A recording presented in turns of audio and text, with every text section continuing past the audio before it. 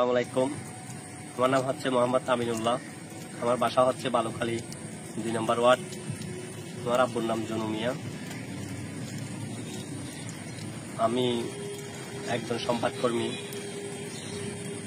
কিছু লোক ষড়যন্ত্র করে আমাকে মিথ্যা মামলা দেওয়ার চেষ্টা করতেছে। গত রাত 25 তারিখ আনুমানিক 12টার সময় আমার বাড়িতে কিছু পুলিশ যায় থানা থেকে। কেন গেছে বা কি জন্য গেছে আমি নিজেও জানি না। কয়েকদিন আগে বালুখালীতে একটা মিছিল হয়েছিল ছাত্রলীগের কিছু ছোট পোলাপাই। আসলে ওই ভিডিওটা আপনারা সামাজিক যোগাযোগ মাধ্যমে আপনারা অনেকেরা দেখছেন ভিডিওতে, কে আছে বা কে নাই। আসলে ওখানে আমার কোনো আত্মীয় স্বজন নেই, আমার কোনো ছোট ভাইও নেই। ওই ভিডিওর ভিত্তিতে বালুখালী থেকে কিছু সাধারণ জনগণ, অসহায় মানুষ উকে থানার পুলিশ ধরে নিয়ে গেছে। ওখানে আমার ছোট ভাইকেও নিয়ে গেছে আমাকে না পেয়ে। পুলিশ কি জন্য খুঁজতেছে, আমাকে কি কারণে খুঁজতেছে আমি নিজেও জানি না। আমার ছোট ভাই যদি রাজনীতি করে থাকে বা কোনো রাজনীতিকে গিয়ে যদি একটা ছবি তুলে থাকে, আপনারা যাচাই করে দেখেন। আমি উকে থানার ওসি মোহাম্মদ আরিফ স্যারের উদ্দেশ্য করে বলতেছি, আপনি একজন নিরীহ মানুষকে কি জন্য ধরছেন, কি জন্য সালাম দিচ্ছেন?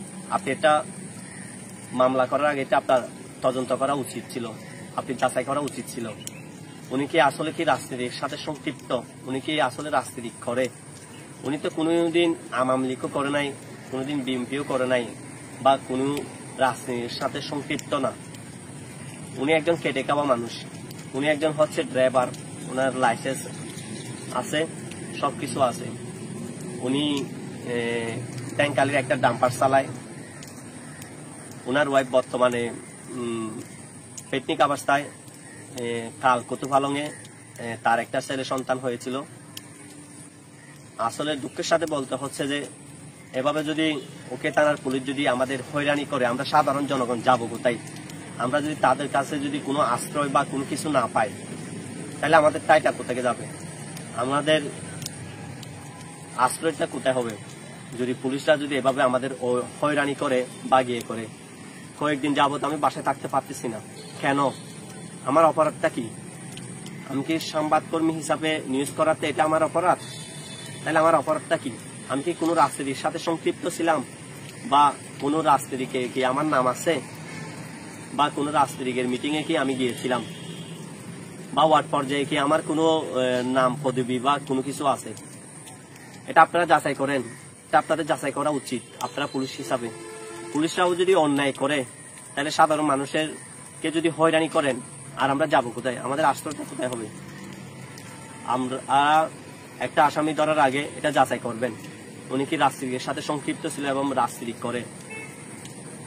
25 তারিখ রাতে যে আসামিগুলি ধরে নিয়ে গেছিল, ওখানে আমার ছোট ভাই ছিল। আসলে সেই কোনো রাজনীতির সাথে সংক্ষিপ্ত না। তাকে মিথ্যা মামলা দিয়ে কেন হয়রানি করা হয়েছে? কি কারণে আপনারা হয়রানি করছেন? এটা যাচাই করেননি কেন? ওই দিন রাতে প্রায় 15 থেকে 16 জন মতো আসামি ধরা হয়েছিল। ওখান থেকে 7 জন কেন সালাম গেছে, বাকিরা গেছে কোথায়? আমার বাসা থেকে একদম বারাতি থাকে, ওনার বাসা কক্সবাজার। উনি কোনো রাজনীতি করে না। বালুখালী পান বাজারে ছোট্ট একটা দোকান করে। উনি কোনো রাজনীতির সাথে সংক্ষিপ্ত না। উনি আমাদের কোনো এলাকার লোক না। উনি ওকে কি জন্য ধরে নিয়ে গেছে? ছোট ভাইকে না পেয়ে বড় ভাইকে নিয়ে যাওয়া, এটা কোন আইনে আছে? আর আমিও তো কোনোদিন রাজনীতি করি নাই। আর আমার ছোট ভাইয়ের অপরাধটা কি? আমার ছোট ভাইকে কেন নিয়ে গেছে? আমার আম্মু এবং আমার ছোট ভাইয়ের বউ যখন উকে থানায় গিয়েছিল, তখন এরা বলতেছে যে আপনার বড় ছেলে সংবাদকর্মী আমিনকে আনেন, আনলা আপনার ছেলেকে ছেড়ে দেবো। কেন? আমার অপরাধটা কি? আপনারা কি জন্য খুঁজতেছেন আমাকে? এই দেশে কি কোনো বিচার নাই? এটা স্বাধীন বাংলাদেশ। স্বাধীন বাংলাদেশে যদি আমরা স্বাধীনভাবে চলতে না পারি, তাহলে আমরা যাবো কোথায়? তাহলে আমাদের তাইটা কোথায়?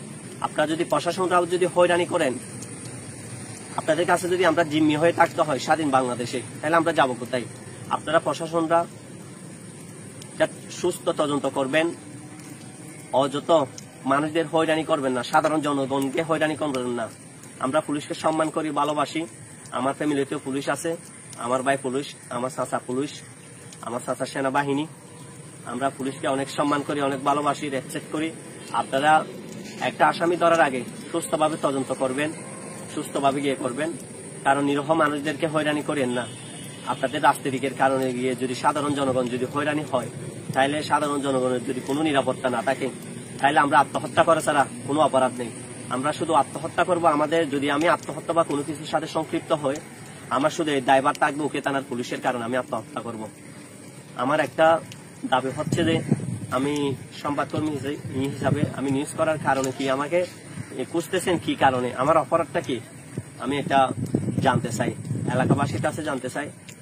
এলাকাতে আমাকে সবাই ভালোবাসে, আমি সবাইকে ভালোবাসি, এলাকার সবাই জানে আমি কোনো রাজনীতির সাথে সংক্ষিপ্ত না। কেন, কি কারণে আমাকে গিয়ে হয়রানি করতেছেন, এই বিশ্বাসটা আমি এলাকাবাসীর কাছে চাই। এবং আমি ডক্টর ইউনূস স্যারের কাছে আমি বিচারটা চাই, এবং সেনাবাহিনী এবং র্যাবের কাছে আমি বিচারটা চাই, সুস্থ বিচারটা। কেন, কি জন্য আমাদের হয়রানি করতেছেন? আমরা সাধারণ জনগণ যদি এভাবে হয়রানি হয়, তাহলে আমরা যাবো কোথায়?